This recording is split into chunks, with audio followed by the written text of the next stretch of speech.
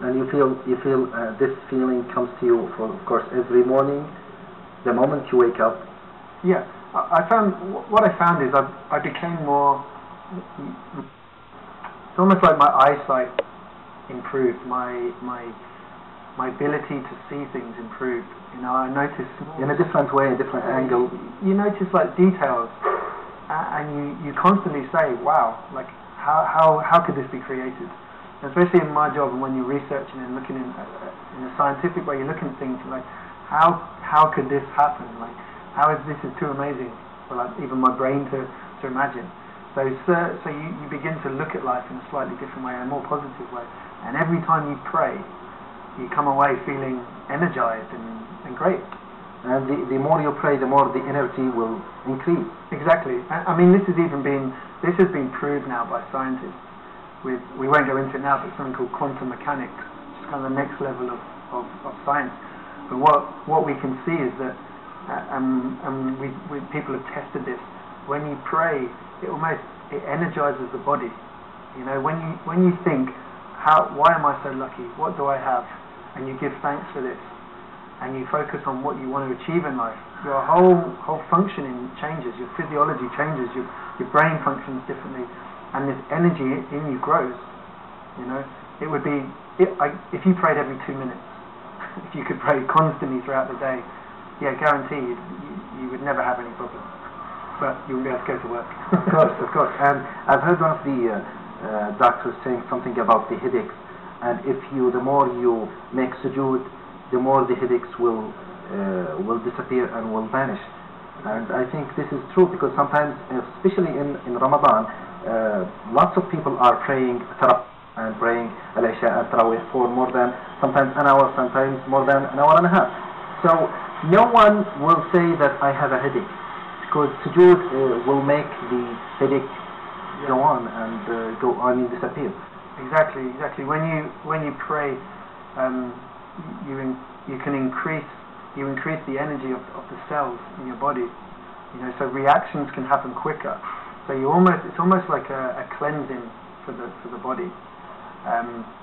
So a lot of times, if you've got a headache, the first thing you do, you reach for the Panadol or. Yeah, of course, immediately. Yeah. It's like that we are programmed to do this. Exactly.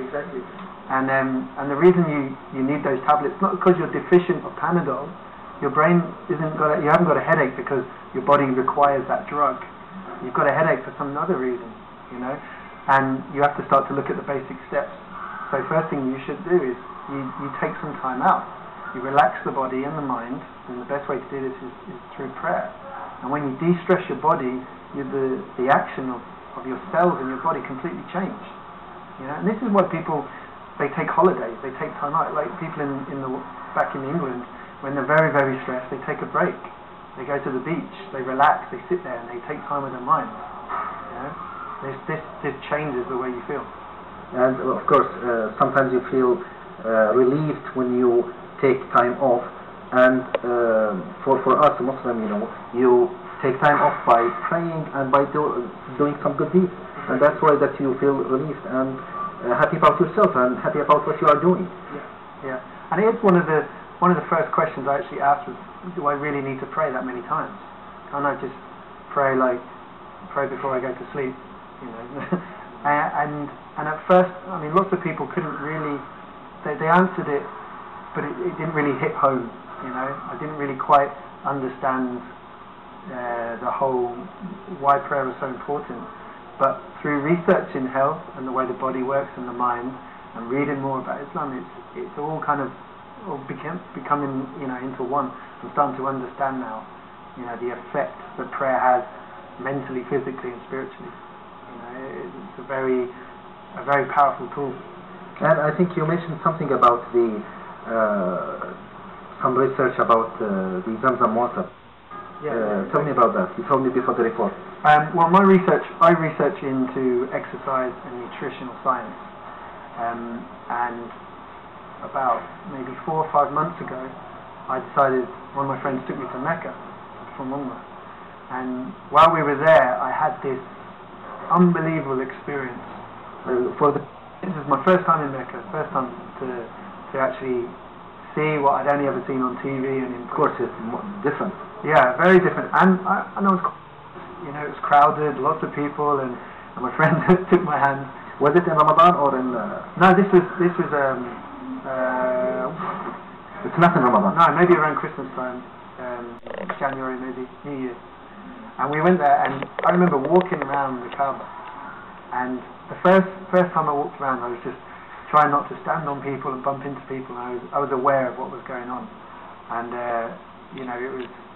But you just go with it. Confused. Yeah. And then I remember the second or third time, I started to relax, and a really calming feeling came on me. By the time we finished walking there, I couldn't hear anything. Like deep silence. Yeah, when I first converted, like I talked about then, complete silence. It's like another moment. Yeah, complete. And this energy in my body. When I remember leaving, and when I came home, I really couldn't understand what happened, and it excited me, and I wanted to learn more about what is this energy. Why am I feeling like this? And I started investigating and researching. So it's another millions of questions. yeah, it did, and it's kind of, and then I started. I found out about the Zamzam water. I drank Zamzam, and I wondered what about this Zamzam that people talked about. So my whole Mecca experience led me to wonder about energy in the body and why we can become energized and feel great by doing certain things, and then about this water that apparently had the power to heal. Water can't heal, and it did. And when I investigated, the things I found out was the Zamzam well. I mean, lots of people have spoken about this before. I'm not an expert on water, especially in the Mecca water, but the Zamzam well, tiny little well, never goes dry. Always, whenever it drains, it's always coming back up. There's not one area where the water fills up. It comes up perfectly from the ground every time.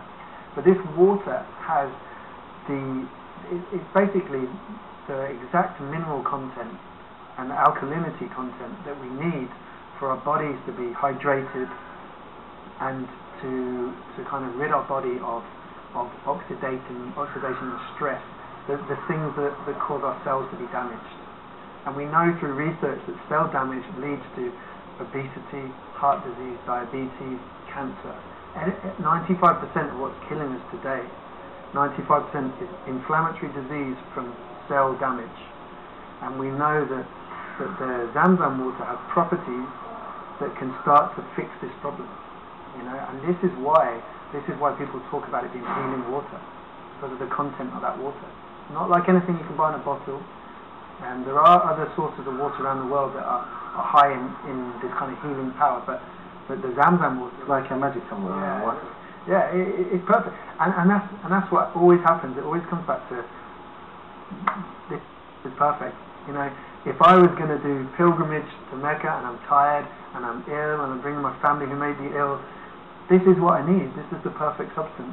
Because it's like that you are in the right spot. Yeah, and it's the ideal. You can go here. You can pray. You can regain your energy and you can regain your health in this one spot in the world. Thank you so much for being with us, joining me, Dean, from England. Of course, I want to talk more about the research and everything about your journey and your experience of Islam. But unfortunately, that's the time we have. Thank you for watching, our lovely viewers. We meet you in the next episode. This is Muhammad Saif wishing you a pleasant day, pleasant evening. Wassalamu alaikum wa rahmatullahi wa barakatuh.